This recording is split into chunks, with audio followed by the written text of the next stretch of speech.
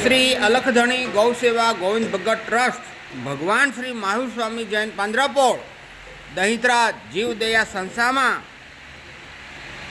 જે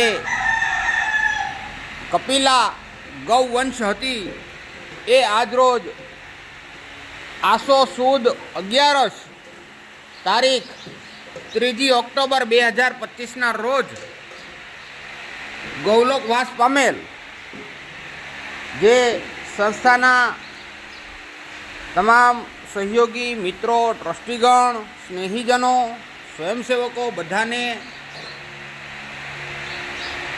જાણ માટે આ ક્લિપ ઉતારી અને શેર કરું છું. પરમપિતા પરમાત્મા આ જીવને ગૌલોકમાં ચિર શાંતિ અર્પે એવી અભ્યર્થના સહ. જય ગૌ માતા.